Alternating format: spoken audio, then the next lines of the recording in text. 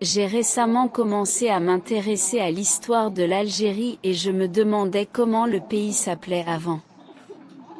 L'histoire de l'Algérie est vraiment fascinante.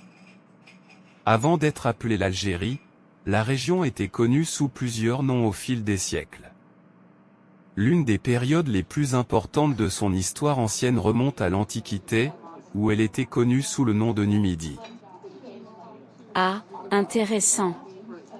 La Numidie, c'est un nom que je n'ai jamais entendu auparavant. Quand est-ce que cette région a été appelée ainsi? La Numidie était une ancienne région berbère située dans le nord de l'Afrique, correspondant approximativement à l'actuelle Algérie. Elle a été habitée par les Numides, un peuple berbère, dès le VIe siècle avant notre ère. La Numidie était divisée en plusieurs royaumes, le plus célèbre étant le royaume de Numidie occidentale, dirigé par le roi Massinissa au IIIe siècle avant notre ère. C'est incroyable de penser à toute l'histoire ancienne de cette région. Quels autres noms la région a-t-elle portés au fil du temps? En effet, l'histoire de la région est très riche.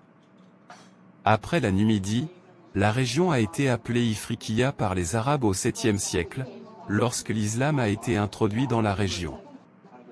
Ifriqiya signifie littéralement le pays de l'Ouest en arabe.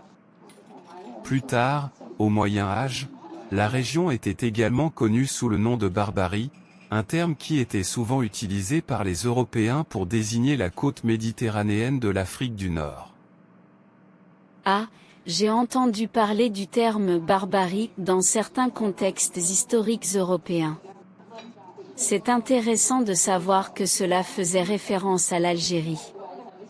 Quand est-ce que le nom Algérie est apparu? Le nom Algérie dérive du nom de la ville d'Alger, la capitale du pays. Au XVIIe siècle, Alger était un important centre commercial et politique sous domination ottomane. Les Européens, en particulier les Français, utilisaient le terme Algérie pour désigner la régence d'Alger. Plus tard, au XIXe siècle, la France a colonisé la région et a étendu l'utilisation du nom Algérie pour désigner l'ensemble du territoire. C'est intéressant de voir comment le nom d'une ville est devenu le nom d'un pays entier. Comment s'est déroulée la colonisation française en Algérie? La colonisation française de l'Algérie a commencé en 1830, lorsque les troupes françaises ont débarqué à Alger. Au début, la colonisation s'est limitée à la côte méditerranéenne, mais au fil des décennies, les Français ont étendu leur contrôle sur l'ensemble du territoire algérien. Cette période a été marquée par des conflits violents entre les colons français et la population locale, ainsi que par des politiques discriminatoires envers les Algériens. C'est vraiment triste d'entendre parler des conflits et des injustices qui ont eu lieu pendant la colonisation.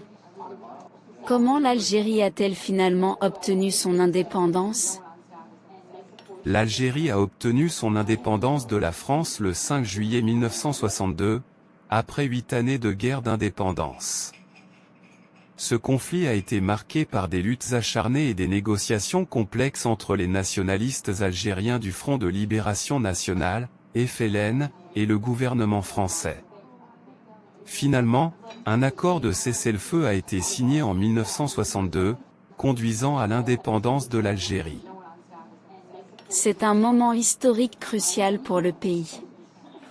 Comment l'indépendance a-t-elle façonné l'Algérie moderne? L'indépendance de l'Algérie a marqué le début d'une ère nouvelle pour le pays.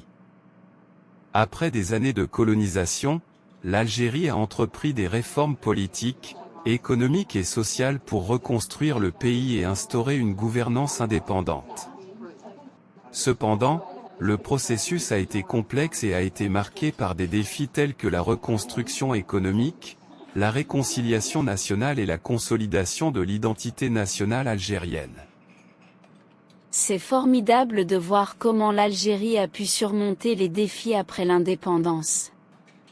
Merci de m'avoir éclairé sur l'histoire du pays et sur les différents noms qu'il a portés au fil du temps. De rien.